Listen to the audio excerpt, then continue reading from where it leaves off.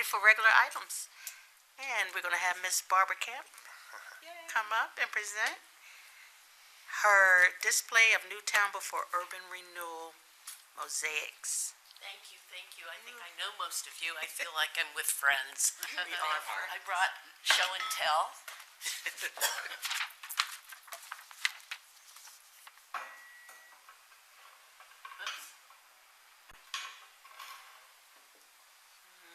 Oh, wow. So the exhibit is called Newtown Before Urban Renewal. Late last year, I was interested in the vibrant life in Newtown before urban renewal. And I went to Mayor Reed, and she counseled me who to talk with. I went and talked with them and collected so many stories, and their stories led me on to other people. There's a great collection by JMU. There's a lot of online stuff. And my job, I just thought, was to collect all the things that made sense to try to display what life was like there.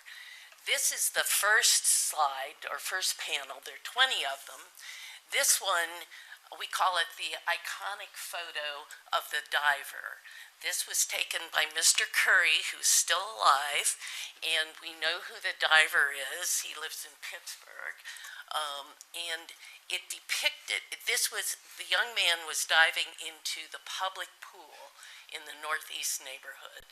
I never knew there was a pool there. I mean, so that was part of the life, the vibrant life there. I have to say the diver's name because he is my cousin, Alfred Howard Jr. And this guy here too. This is Bird, right? Yes. Charlie Bird, yeah. I have to say that Monica helped me with the captions. All of these come with captions, so I don't know if they are in the PowerPoint you have, but this is what, so each in these little booklets I've made, there's the inscriptions which Monica helped me with. So anyway, any questions? So can we go through some of your slides? Yep. Okay. Bundy's. So that's kind of the end of them there. So let me talk about the one in the left-hand, yes, the left-hand corner. There was a very, very important building in the northeast neighborhood, and it was called the Colonnade. I was able to find pictures of everything I wanted to put in this exhibit except the Colonnade. Nobody has a picture of the Colonnade. So this wonderful man, Emmett Lee, sat with me for hours and hours to describe the building, what was in the building, the color of the building, and then I would draw it up and take it to him, and he'd say, "Nah, not quite right." And we went back and forth and back and forth. I enjoyed his company so much that it was a fun thing to do. So anyway, that's the Colonnade with a directory of everything that was in the building. The one next to it on the right, is the famous Rockingham turkey, which was at the north and south ends of 11. The turkey was designed by a 10-year-old resident of the northeast neighborhood. Now, how he had the guts to enter a contest to design that, I just think is phenomenal. So, anyway, that's that one. Can I say something about the bronze turkey statues? Yes. What we've noticed is that very little is known about or is ever said about the fellow that drew the picture and won the contest. And so we went out to take new photos, and we noticed that there was inscribed on the plaque all these people who were helped, come up with the plaque and this, that, and everyone but his name is listed on that bronze turkey statue. So we really want to push to have his name added to that, so he can have some recognition. There's a small article in the DNR archives that lists his name, but after that, nothing. He just like kind of fades into the background. So it's very important the work that Barbara does because it highlights that lost history. So we're very appreciative of her hard work. Thank you. Oh, I didn't know that. So from left to right on this one is the Dallard Newman House, and then a recognition of the importance of the Newtown Cemetery. The one next to it is the Blue Circle Club, which was a wonderful meeting spot for everyone, and you can see all the people depicted in front there. Then we have the boys basketball team, and I think some of your relatives were on that, right? And yours. Then the next one's a compilation of Lucy Sims, WNP Harris, who was a very famous educator, and Doc Dickerson, who was a wonderful general doctor in the area. Any question? The top one it depicts Howard Curry caddying golf for Joe Funkhauser. And that's how young boys in the Northeast neighborhood made money. Howard Curry told me that one day he caddied for 3 rounds of golf, and he was real proud of himself. There were various ways to make a living, and 3 of those are depicted in the top right. Chefs, selling records, and barbershops. The one on the bottom left is Blakey's Barbershop and Smart Craft Upholstery, which is still there.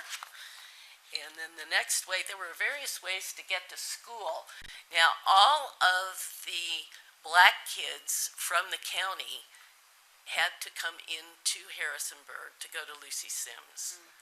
There were no buses, so how do you get to school if there are no cars to take you? Well, Sarah Sampson told me this fabulous story about kids in McGaheysville where the train would slow down and the kids would jump on, and then the train would slow down when it got to Harrisonburg and they'd jump off to go to school. I just think that is so marvelous. And then they'd hitchhike home. In one of Doris Allen's books, who happens to be your aunt, right? She talks about when, I guess it really snowed here back in the day, and the daddies would dig tunnels for the kids to go on tunnels to school. So anyway, that's that. And then we have Bundy's boy band on the right. That's my granddaddy. My granddaddy. And the one on the left is the Ebony Players. They did a lot of plays, and their home ec department made their costumes. The one on the right down there is depicting May Day celebrations. The one on the left is the Bethel AME Church, which is still there today and still used today. We have one surviving member of the Bundy's Boys Band. Really? Yeah, actually we got 2. John T. Smith and Luray and Tolliver, Ruth Tolliver's husband. Yeah, but my great-grandfather, I'm gonna talk about the Bundy's Boys Band. My great-grandfather, my grandfather started that band. So thank you so much for including them. Oh, they were such a part of life. Yeah, thank you. Well, that last slide that you have, I don't think people realize the amount of time that folks in the African American community spent in the arts. And so, and also George's Barbershop was in the Colonnade at one time. But the Colonnade hosted, piano soloists. They had comedy there. They had music there everything. constantly. So it was a huge part he was part of the African American community, and of course the Bundy Boys band was in there. So yeah, I just love that. Yeah. Would it be great to have a recording, wouldn't it? We do. Oh, you do? Yeah, we do. Oh, how wonderful. Yeah, I got it. I got several of them at the house. Oh, you have to let us hear 'em. Yeah, I never heard 'em. we got all of that. So just let me know. So the one on the right is the women's basketball team, and the little tidbit on this one was all of the photographs that I worked from were black and white. So I was working in color, obviously, and I didn't know what color the uniform should be. I called up Dale McAllister, who's a friend and neighbor. He wrote the Lucy Sims book, and said, Dale, can you find out what color the uniforms were? And a couple hours later, he comes back and he says, well, they were blue and white, because they were hand-me-downs from the white high school. Right. But side note, apparently they were always in good condition. So. All the athletic stuff. All that separate but Right. equal stuff. Yep. Yeah, it was at Harrisburg, and they passed down the Yeah. athletic stuff. And they got new stuff. Yeah. The one on the top left is the girls' choir, church choir. Again, church was so important in this neighborhood. It still is, by the way. So, and then Mayor Reed, do you recognize the Yes. bottom left? That's the Green Book House. It's the Green Book House. And my little sort of humor or whimsy is Cab Calloway is going up the steps there. Oh, I love that. I love that. I read somewhere that he played here. So He played at the Colonnades, and then and so did Duke Ellington. Louis And they Armstrong. would, Yes, I was gonna say Dan yeah, knows and about they some would of that. stay. The members would stay at the Green Book House. The Colonnade was on Wolf Street, Dance like not dance where the hall, too. Comcast building is at. Okay. Yeah. And then lastly, the diver. So, any questions? Oh, my request is that. Yeah, why are you here? Yeah, why am I here? Sorry, I just thought you'd want a little humor after working so hard earlier. My request is that I be authorized to have a display of these 20 slides in the City Hall for the month of August. Ooh, thank you, Barbara. Are there any questions? I mean, me and Monica can talk about this all day. But Yeah, I'm gonna keep my mouth shut. any questions from you? Well, I am glad to see the life size there, because I couldn't tell the I know, scale from I the know. pictures. we That's got. why I Yes, brought it, but they're appreciate that. very heavy, and the stands bet. are heavier, which is why I only brought one. Yeah. How long did it take you to do it? It probably 4 to 5 months. It wasn't continuous because I had to interrupt to do my Christmas stuff. So 4 to 5 real working months, but it didn't feel onerous. It was fun. The research was, I just loved it. If anybody, well, you know Emmett. Emmett Lee is a treasure. You know, when we first talked about Mr. Emmett and the Colonnade, I went over, he's across the street from my mother's home. And so I went over and I said, tell me about the Colonnade, because I was doing an oral interview. And so he started to describe the Colonnade, and I'm trying to sketch out a picture, and he goes, no, just wait a minute. So he gets up, he said, just watch me. And he walks, he goes, now this is where you walk down, then go around the back. And then I'd sketch it again, and he'd say, oh, you just don't get it, girl. And so he was just, I mean, a hoot and a holler describing what happened on each floor of the Colonnade. It just really brought life to the story. Yeah. And I was just so touched that, I mean, to hear from the mouth of someone who experienced it. He talked about his father taking him to lodge meetings up on the second floor. It's a American Legion. wasn't American it? Legion, Yeah. I guess. And so, and then also he talked about my family being with him and them playing ball in the back. And I'm telling you, And don't forget Jenny's Chicken Shack. yeah, Jenny's Chicken Shack, yes. Yeah, we're lucky he's still around because nobody else remembers the Colonnade. I'll tell you what, I am so happy that you took the time and that this was of such interest to you that you followed through and you, I had a lot of help, It's amazing that you did this But work. the thing that I appreciate about what Barbara did is, and I remember our first initial meeting, she was very respectful. Yes. Of, I am a white person, and I want to tell this history, but how do I go about it? And she didn't do it on her own. She came and we had a meeting in my office, and I was like, you got to go talk to these people. But just the care that you showed, and the respect that you showed is, I knew whatever the project, because I know your work anyway, but I knew whatever the project, the end result was going to be out of this love for our history told by you. And it's, for me, I appreciate people who want to continue to tell our history, and so so that our ancestors' stories can be told.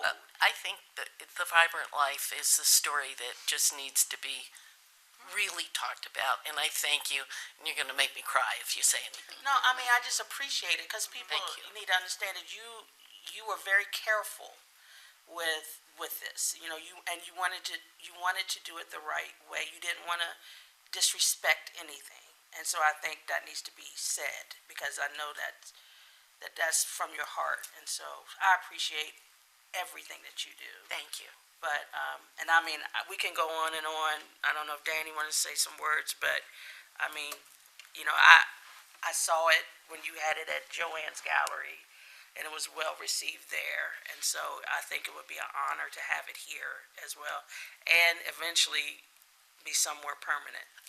That's my hope, is that eventually the city can find a place where all 20 can be together outside on a walking area, so that they're accessible.